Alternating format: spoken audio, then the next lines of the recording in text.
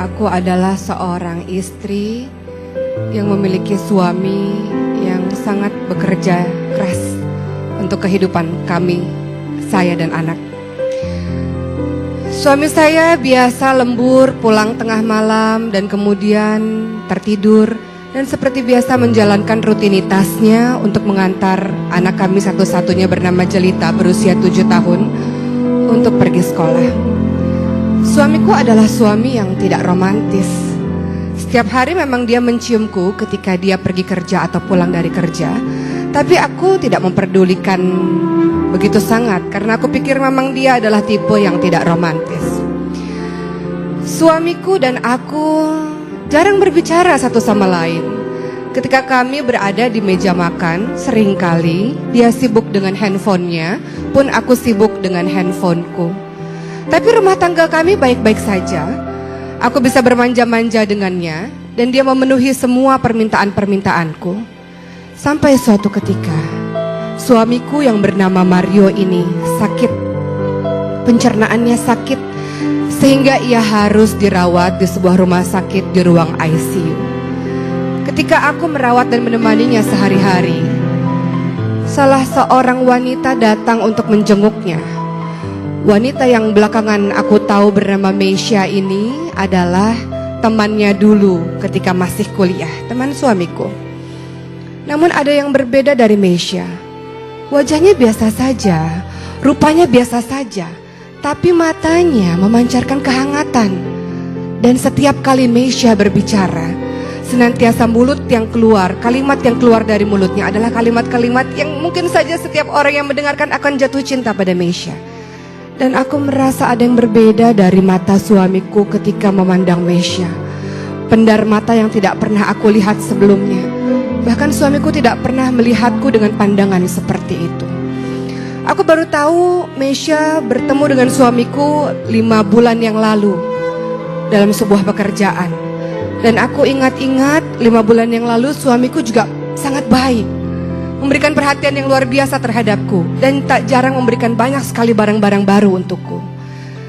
Beberapa saat kemudian hari terus berjalan dan Meisha kembali lagi untuk menjenguk suamiku.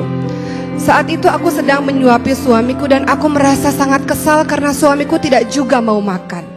Tubuhnya semakin lama semakin mengurus dan Meisha memberi isyarat padaku untuk memberikan piring tersebut ke tangannya. Dan aku pun menyerahkan begitu saja pada Meisha. Meisha mulai menyuapi suamiku dan makanan itu habis. Suamiku memakan setiap suapan dari tangan Meisha. Hatiku sakit sekali melihat pemandangan itu. Kenapa dengan tanganku sendiri suamiku tidak mau untuk menghabiskan makanannya, tapi di tangan Meisha dia mau menghabiskannya. Kemudian aku merasa bahwa rasa sakit ini lebih sakit daripada aku memeluk tubuh suamiku dan suamiku membelakangiku. Aku berharap suamiku mau menciumku, tapi dia tidak juga mengkunjungku. Ini jauh lebih sakit rasa itu. Dan hati ini lebih sakit rasanya dibanding ketika aku melahirkan anak Mario, anak suamiku itu dengan operasi sesar. Rasa sakit ini lebih sakit rasanya dibanding aku dicueki olehnya ketika dia sibuk dengan laptopnya atau dengan handphonenya. Aku sakit sekali melihat pemandangan di depan mataku suamiku disuapi oleh gadis lain. Kemudian aku tak punya alasan untuk membenci Meisha. Meisha adalah gadis yang sangat baik, wanita yang sangat baik. Dia sering membawakan makanan untuk aku dan anak-anak di rumah sakit. Suatu ketika Meisha pun pernah menjenguk suamiku dan ia datang dengan suaminya dan anak-anaknya.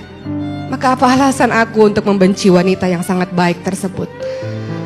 Di suatu sore, ketika hujan rintik-rintik, aku pulang sebentar dan aku bertemu dengan anakku Jelita di rumah. Dan anakku mengatakan, "Mama, aku baru saja menemukan passwordnya ayah. Dan Mama lihat, ayah lagi kirim-kiriman email dengan Tante Meisha. Mama mau baca," kata Jelita. Maka aku pun membaca email yang dikirimkan oleh Mario suamiku terhadap Meisha. Dan apa isi dari email tersebut? Suamiku mengatakan, "Meisha, kau tahu, sudah lama aku memendam rasa cinta terhadapmu. Terima kasih Meisha yang telah hadir dalam kehidupanku dan kau satu-satunya yang ada dalam hatiku. Aku tidak tahu apakah aku mencintai istriku atau tidak. Kalaupun aku mencintainya, itu karena aku adalah suaminya dan dia adalah istriku. Kalaupun aku mencintainya, itu karena dia adalah ibu bagi anak-anakku.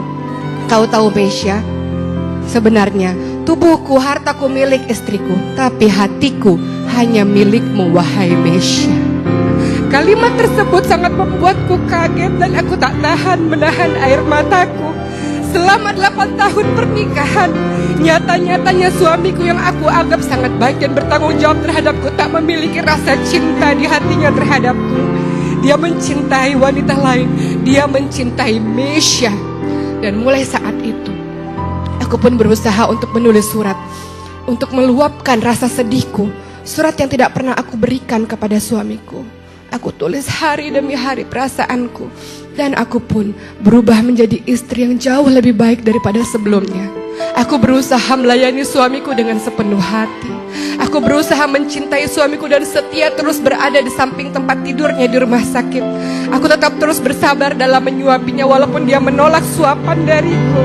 Aku berusaha untuk menjaganya siang dan malam. Dan aku seringkali tertidur di samping tempat tidurnya. Aku mencintai suamiku walaupun aku tahu dia tidak pernah mencintaiku. Aku mencintai suamiku, karenanya aku membiarkan dia untuk tetap mencintai Mesya dalam hatinya. Aku sangat mencintai suamiku. Aku rela melakukan apapun dan aku ingin menjadi istri terbaik untuknya. Suatu ketika, aku pernah membuatkan makanan untuknya.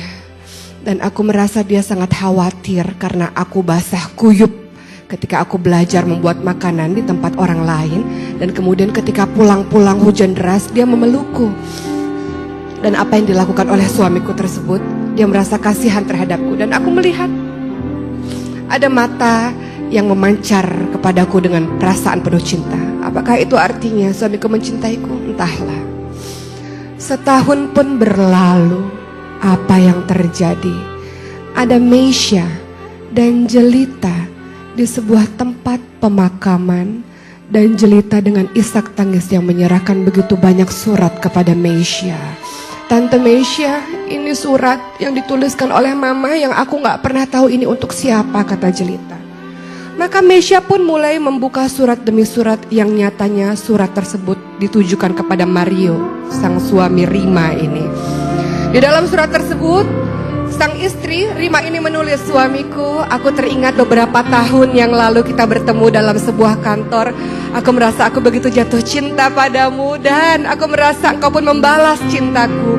Suamiku, engkau tahu betapa aku sangat overprotective terhadapmu karena aku sangat mencintaimu. Aku sangat posesif terhadapmu. Aku ingin selalu tahu di mana engkau berada dan aku selalu ingin engkau senantiasa bersamaku.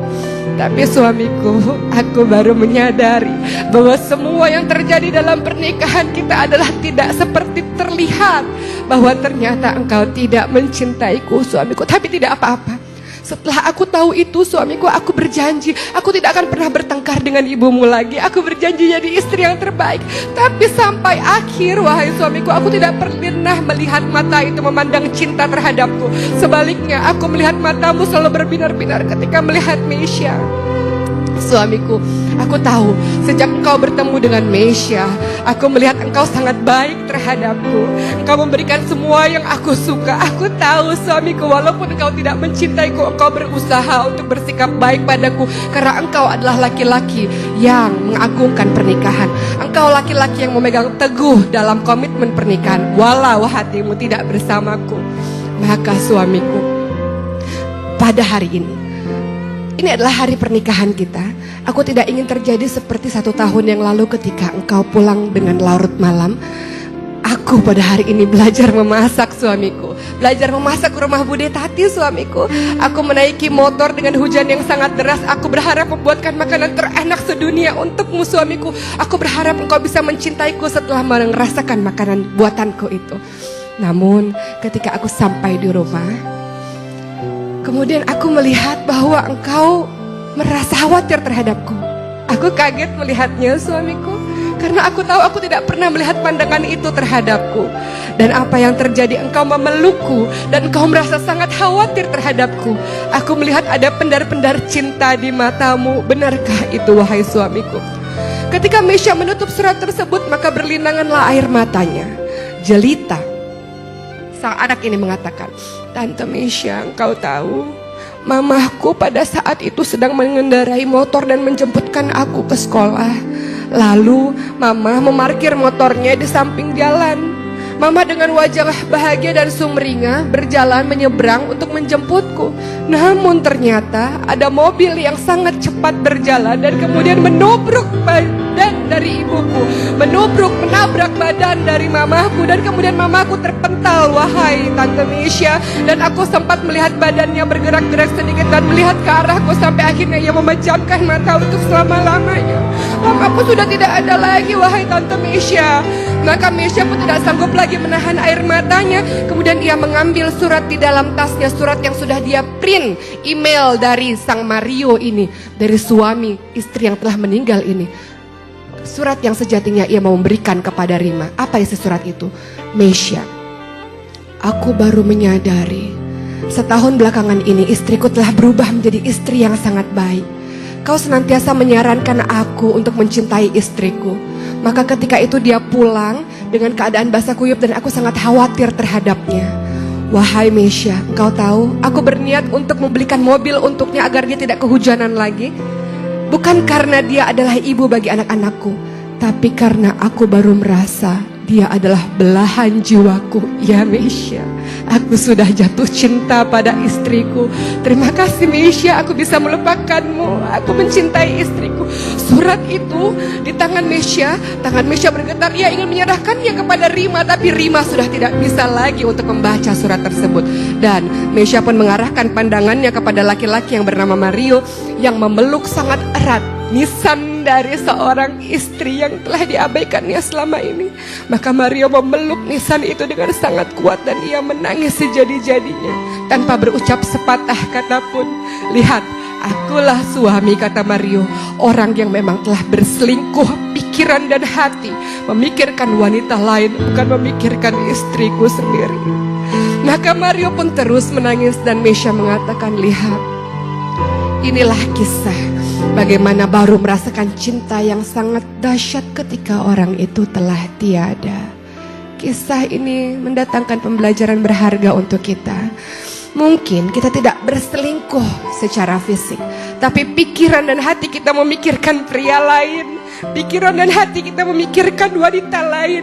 Rumah tangga yang sejatinya di dalam Al-Quran dikatakan sebagai mistakon walizo, sebagai seorang perjanjian, sebagai sebuah perjanjian yang kokoh. Kemudian kita nodai dengan apa? Dengan kita memikirkan orang lain. Ingat, pernikahan adalah perjanjian, adalah amanah. Bagaimana kita sejatinya berusaha mencintai pasangan kita karena dia yang terbaik, karena dia jodoh yang terbaik yang diberikan oleh Allah Subhanahu wa Ta'ala. Maka hindarkan diri kita dari memikirkan orang lain, memikirkan orang yang haram untuk kita, dan senantiasa luruskan pikiran kita, hati kita untuk mencintai suami, untuk mencintai istri yang dihalalkan Allah untuk kita. Insya Allah mudah-mudahan kita menjadi pasangan yang saling menjaga kesetiaan satu sama lain. Maka kehidupan rumah tangga sakinah, mawaddah, warahmah insya Allah.